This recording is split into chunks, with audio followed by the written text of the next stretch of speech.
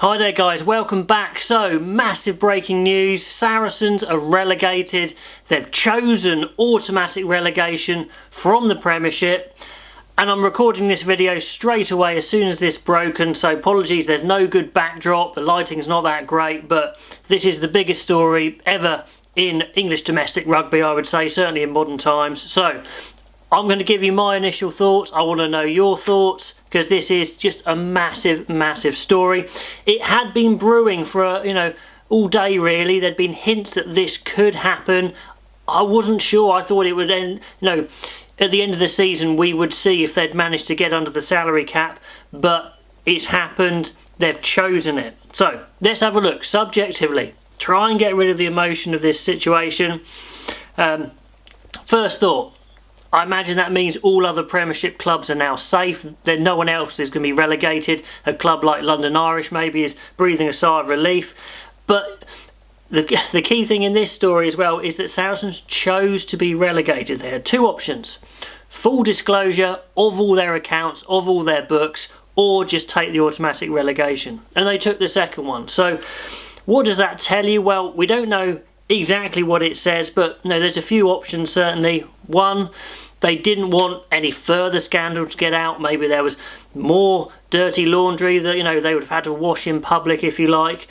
Or maybe they just were saying, well, let's protect the players, let's protect fans, let's protect the Premiership, let's take the moral high ground and not have another scandal come out or just drag it out any further.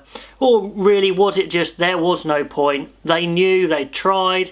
With a new management coming in, they tried to get under the under the salary cap, but they knew they weren't going to do it. They were going to fail, so just take it on the chin. So whatever one of those it is, I guess we'll never really know, but they certainly have just taken it. They've chosen to take it. So a few things come up straight away. First of all, now they've been automatically relegated for consistent breaking of the salary cap. Do their titles now go? Is that the final nail in the coffin? I don't know how I feel on this. They won those rugby matches. They didn't cheat in the rugby matches themselves. They won those games of rugby, but they did it by cheating under the salary cap. So certainly in the Premiership they had an unfair advantage. I think that's certain now. In Europe, I guess you could argue that's less so because the French clubs don't have that salary cap problem, but still they were breaking the rules. They shouldn't have been allowed in the Premiership. They shouldn't have qualified for Europe, so maybe they shouldn't have been there in the first place. But here's another thought. This season, I'm assuming they're allowed to carry on playing even though they're being relegated. I'm assuming. So they can't win the Premiership because they're getting relegated, so surely they now just save their players purely for Europe. They go all in on Europe. They just rest them completely and they go for Europe. And just imagine if they won the European Champions Cup this season whilst everyone knows they are cheating still. That would leave a bitter pill in the mouth, so I don't know what they do. The players, I feel so sorry for the players, especially if they're completely innocent in this, they don't know anything about this. They're if they're players who don't have any of these investments either, wow, what do? What are they playing for? Well, I guess they're playing for new clubs if they want to move. I don't know, what an awful situation for those players. Some of you guys may have less sympathy for some of the players involved. I don't know, let me know. But we don't really know the details and we will probably never know now. They've chosen not to release those details. Anyway, so another thought. Saracens next season should win the championship. They should bounce straight back. Unless the ring fence suddenly drops and they stay stranded out of the Premiership. Now that would be just an unbelievable chain of events. I don't think it will happen. But anyway, what if the backers withdraw as well? What if Saracens backers suddenly just leave it and say this is a poisoned brand because that's what it is. Saracens were a brand and their name will now always be synonymous with cheating. Maybe they just walk away and they remain stranded in the Championship, or they just drift away completely. I don't know. It's a terrible situation for Saracens as a club. Now, are there any positives? Well, I guess one of the main positives is this looks like it's over now. This saga is over. The argument is over. They take their punishment, the biggest punishment you can get, I guess, and then if they come back, clearly they should have learnt their lesson, and no other clubs now will surely dare to break that salary cap. And other clubs, everyone knows, some other clubs have broken the salary cap to a lesser extent potentially, and cleaned up their act and have, kind of got away with it, if you like, but then Saracens carried on. But the big question that I posed in my previous Saracens videos on this scandal is, why on earth didn't Saracens check what they were doing was legal under the rules? What were they playing at? People knew they were doing this, they were doing the investments. Why didn't they check? It was just appalling management. Ignoring the morals. They thought they were doing something clever. Why didn't they check it was in the rules? The management have only got themselves to blame. Whoever was involved, it wasn't just one person. It's obviously been signed off by certain people. But anyway, so other positives. The Premiership is now going to be an equal playing field finally.